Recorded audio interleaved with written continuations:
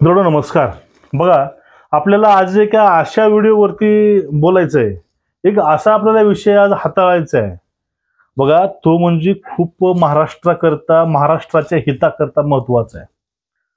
तुम्ही आपलं टायटल बघितलं असाल की फडणवीसांनी तयारी केलेली आहे या लोकांना आत टाकण्याची.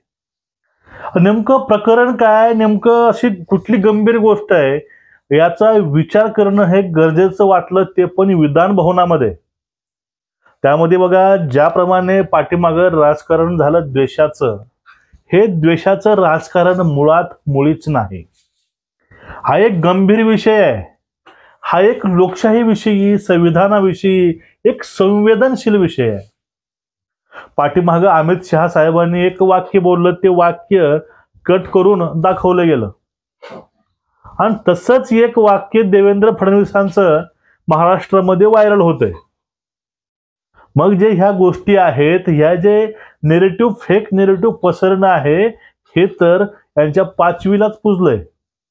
पण जे ह्या गोष्टी चालल्यात आपल्या महाराष्ट्रामध्ये खास करून, कारण विधानसभेच्या एवढ्या अभूतपूर्व यशानंतर आणि त्यांच्या अशा पराभवानंतर ते पूर्णपणे पागल झाले. आपण काय करतो, कुणासोबत जातोय, आपल्या खंड्यावरती कोण बंदूक ठेवून फायर करतंय, आपल्याचा फायदा हा कुणाला होतोय, याविषयी त्यांना काहीही देणं घेणं नाही. जो हा प्रकार चाललाय, आपल्याला हाच प्रकार आजच्या व्हिडिओवरनं मांडायचा आहे. बघा, ज्याप्रमाणे ठाकरे साहेबांनी आपलं जे राजकारण केलं, ते मुख्यमंत्री असताना त्यांनी काय गोष्टी केल्या. जेवत असताना राणेंना उचलायची ऑर्डर दिली, त्यांना उचललंही.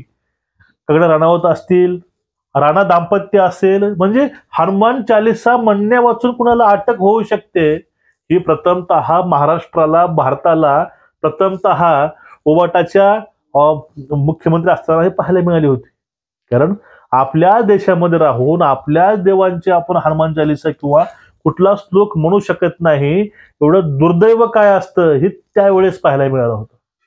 पण यावेळेस जे तयारी फडणवीसांनी केलेली आहे, ती तयारी अशी नाही, हे क्षुल्लक बेछूट गोष्टीमधून नाही किंवा वैयक्तिक दोषामधून नाही. फडणवीसांना हे बोलले नाहीत की मला टरबुजा म्हणलात, मला तुम्ही बायकोविषयी बोललात, तुम्ही माझ्या जातीविषयी बोललात. हा राग मनामध्ये घेऊन त्याने केलं नाही. काही त्यांनी जे केलंय ते राष्ट्रहितासाठी, लोकशाही वाचवण्यासाठी, महाराष्ट्रामधील जे सध्या शांतता आहे ही अबाधित ठेवण्यासाठी त्यांनी हे पाऊल उचललंय. आणि त्याने तयारी एवढी परफेक्ट केलेली आहे, ते तेवढे प्रूफ, सर्व गोष्टी आहेत, त्यांनी सगळंच एक्सपोज केलेलं आहे. ते म्हणजे विधानसभेतून एक भारतामध्ये एक आंदोलन छल्लं होतं, अभियान छल्लं होतं राहुल गांधींनी. त्यानंतर ते अभियान म्हणजे भारत जोडो अभियान. आता भारत जोडायचा आहे की भारताला आतून तोडायचा आहे, हा महत्वाचा प्रश्न आहे या ठिकाणी. हे म्हणावी अशी लहानशी गोष्ट नाही बरं का, थोडी सुद्धा लहानशी गोष्ट नाही. तुम्ही इग्नोर करावं, तुम्ही व्हिडिओला स्किप करावं, तुम्ही पळवावं, हा असा विषय मुळात नाहीच. पण आपल्या समोर ह्या गोष्टी पुढे आल्याच नाहीत. ह्या गोष्टी आपल्या पुढे खूप पूर्वी यायला पाहिजे होत्या, पण ह्या गोष्टी आपल्या समोर कुणी येऊ दिल्या नाहीत. फक्त फेक नेरेटिव्ह, लोकशाही धोक्यामध्ये आहे, भाजप सत्तेमध्ये येईल तर लोकशाही धोक्यामध्ये येईल, संविधान संपून जाईल, ह्या गोष्टी या लोकांनी लावून धरल्या आणि हा समज त्यांनी लोकांमध्ये पसरवायचे काम केले. जे भारत जोडो अभियान होतं, त्या अभियानाच्या माध्यमातून ज्या व्यक्तींनी नक्षलवाद्याच्या, दहशतवाद्याच्या वकिलीपत्र घेतलेले आहेत, तो व्यक्ती येऊन यांचं वकिलीपत्र घेतोय. ते पण ईव्हीएम मशीन विषयी असेल किंवा तो वकीलपत्र घेणारा व्यक्ती सभेतून भाषण करतो, त्यांच्या स्टेजवरील प्रमुख वक्ता तो व्यक्ती असतोय. हे खूप चिंताजनक आहे. म्हणजे महाराष्ट्रामधील, भारतामधील जे चांगले वकील आहेत, देशभक्त वकील आहेत, ते वकील नाहीत का? आणि मग या ठिकाणी प्राच्या नावाचा वकीलच का निवडला गेला, हा इथं महत्वाचा प्रश्न येतो. आणि मित्रांनो, हे गोष्ट यापासून नाही, ह्याचे पाळामुळं किंवा याचं जे एक षडयंत्र आहे, एक प्लॅन आहे, तो प्लॅन समजून घ्या. बघा, नक्षलवादी संघटना ज्या भारतामध्ये आहेत आणि खास करून महाराष्ट्रामध्ये आहे, गडचिरोली जिल्ह्यामध्ये, तेलंगणामध्ये आहे, छत्तीसगडला आहेत. ह्या जो नक्षलवादी संघटना आहे यांचा मूळ बेस मागणी काय असते माहिती आहे का? ती मागणी असते, आम्हाला तुमची लोकशाही मान्य नाही, आम्हाला तुमचं संविधान मान्य नाही, आणि संविधानानं जे संविधानिक पद निर्माण केलेत आम्हाला ती कुठलीही गोष्ट मान्य नाही. आम्हाला आमची एक वेगळी टेरिटरी पाहिजे, साम्राज्य आमचं वेगळं पाहिजे, आमचं राज्य वेगळं पाहिजे, तुमच्या कुठल्या गोष्टी आम्हाला मान्य नाहीत. हे नक्षलवाद्यांची मुळात मागणी असते. तुम्हाला प्रश्न पडला असेल आता मी असं काय बोलतोय की नक्षलवादी हे आंदोलन यांचे विचार, तुम्हाला हे सगळं काही समजून जाणार आहे. बघा, ज्याप्रमाणे नक्षलवादी लोक लोकशाही मानत नाहीत, संविधान मानत नाहीत आणि संविधानिक पदसुद्धा ते मानत नाहीत, असंच सेम टू सेम महाराष्ट्रामध्ये घडत आहे, भारतामध्ये घडत आहे. एखादा जर निकाल असेल, खटला असेल, कोर्टामध्ये चालू असेल, तर तो निकाल जर यांच्या बाजूने नाही लागला तर ते बोलतात की जे आपलं कोर्ट आहे, उच्च न्यायालय, सर्वोच्च न्यायालय, हे विकले गेलेत. हे पहिलं वाक्य. दुसरं, निवडणुका हरल्या की ईव्हीएम मशीन घोटाळा होता आणि त्या मशीनला, त्या इलेक्शन कमिशनला चॅलेंज देणार ते, आणि चॅलेंज देऊन आपण बॅलेट वरती इलेक्शन घ्या, हे इलेक्शन कमिशनचा घोटाळा आहे, इथपर्यंत यांची मजल होते. आणि महाराष्ट्रामध्ये मार्कडवाडीमधून हा प्लॅन शिजतो आणि त्या ठिकाणी जे काही चालू होतंय बॅलेटचं आंदोलन, ते पूर्णपणे महाराष्ट्र व्यापायचा प्रयत्न केला होता. पण सध्या लोकांना माहिती आहे आपण तर वोटिंग साला भाजपला केली आहे, बरोबर आहे, त्यामुळे हे जास्त वाढलं नाही. पण जो हा प्रयत्न होता, जो हा प्रयत्नच मुळात तो होता, म्हणजे कलम 124 नुसार जो राष्ट्रद्रोह आहे, हा राष्ट्रद्रोह इथं घडला गेला. कसं काय? संविधानाच्या मार्फत संविधानिक पद असतील किंवा संविधानिक संस्था असेल, त्यांच्या विरोधामध्ये लोकांमध्ये समज निर्माण करणं, लोकांना भडकवणं, हाच मुळात राजद्रोह आहे. आणि या विषयावरती हा राजद्रोह कसा केला गेला आणि याच्या पाठीमागे नेमकं काय काय खिचडी पकली गेली, याविषयी एक ना एक प्रूफ घेऊन देवाभाऊनं विधानसभेच्या अधिवेशनामध्ये ह्या गोष्टी मांडल्यात. आणि त्यांनी ह्या गोष्टी मांडून त्यांनी पूर्ण एक्सपोज केलेला आहे की नेमकं महाविकास आघाडीच्या पाठीमागून नेमकं शिजलं होतं काय, कुठले कुठले प्लॅन एक्झिक्यूट केलेत आणि कुठल्या कुठल्या गोष्टी महाराष्ट्राच्या वाटेला त्यांनी आणून ठेवल्या होत्या. पण नशीब बलवत्तर आपल्या पाठीमागे देव आहे, त्यामुळे ह्या गोष्टी घडल्या नाहीत. मग ह्या सगळ्या गोष्टी आहेत. त्यानंतर ईव्हीएम मशीनचा घोटाळा हे लोक म्हणतात महाराष्ट्रामध्ये झाला, महाराष्ट्राने झाला. पण याच्या ज्या मीटिंग्स आहेत, याच्या मीटिंग्स काठमांडूला होतात, नेपाळमध्ये.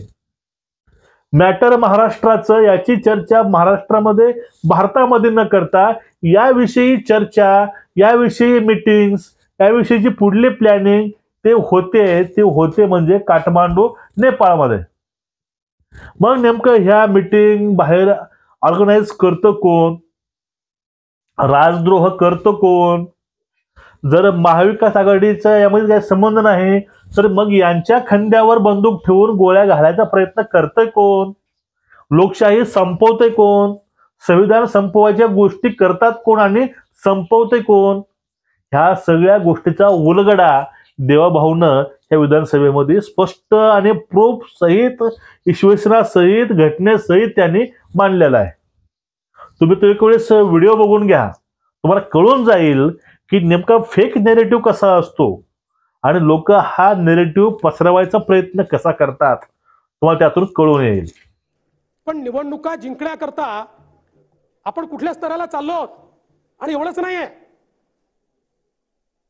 या देशाच्या निवडणुकांमध्ये जो परकीय हस्तक्षेप सुरू झालेला आहे, याचेही पुरावे आता देशाच्या संसदेत आलेले आहेत. आपण सगळे एकमेकाच्या विचारांचे विरोधक आहोत आणि तुमच्या देशभक्तीवर माझी शंका नाही आहे.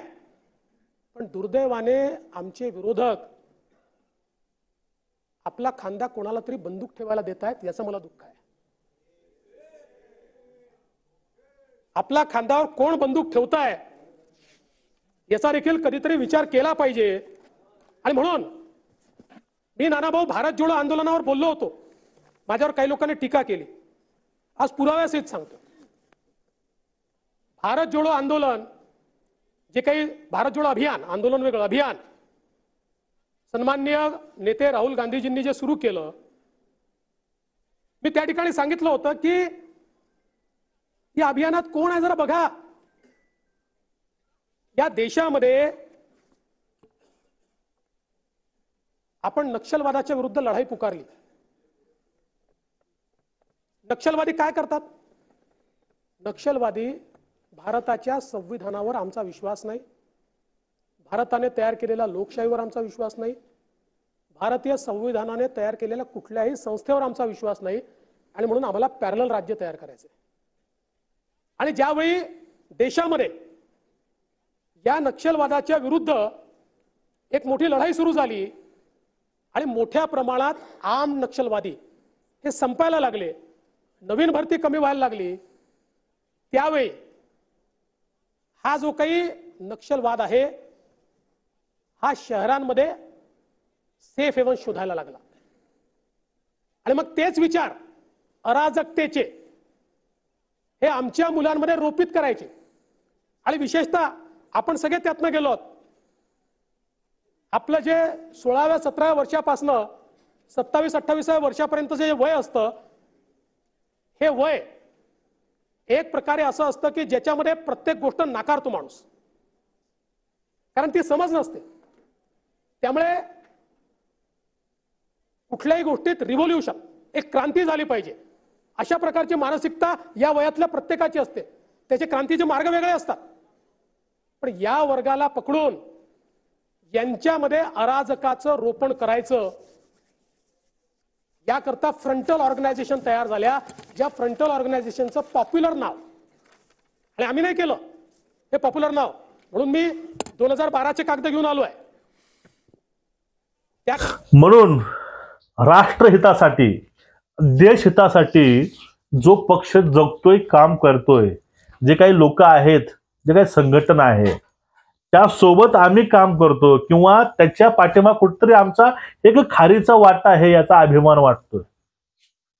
कारण जे लोक संविधानाला मानायच्या गोष्टी करतात, आम्ही संविधानाला मानतो, बाबासाहेबाला मानतो म्हणणारे लोक, लोकशाहीचा इथं अपमान होतो, लोकशाहीची हार होते, लोकशाही हारते म्हणणारे लोक या ठिकाणी पूर्णपणे आता उघडे पडत आहेत. यांच्या कर्तुदी, यांच्या सगळ्या गोष्टी देशविरोधामध्ये असतील, राष्ट्रविरोधामध्ये असतील, जे लोक कलम 21 याचा उल्लंघन करत असतील, तर अशा लोकांना देवाभाऊंनी त्यांचा करेक्ट कार्यक्रम करायचा या उद्देशाने किंवा या हेतूने ह्या सर्व गोष्टी बाहेर काढल्या असाव्यात. आणि येणाऱ्या काळामध्ये या सर्व जे देश विघातक कृत्य करणारे काही मंडळी आहे आणि सोबतच काही लोक आहेत, शय महाशय, यांना सुद्धा लवकरात लवकर जेरबंद करावं. कारण हे लोक समाजासाठी घातक आहे, विघातक आहेत, आणि यांच्यामुळेच खरं संविधान आणि लोकशाही हे धोक्यामध्ये येऊ शकते किंवा आली आहे, आपल्याला असं म्हणता येईल. तुम्हाला या गोष्टीची आता खात्री पटली असेल.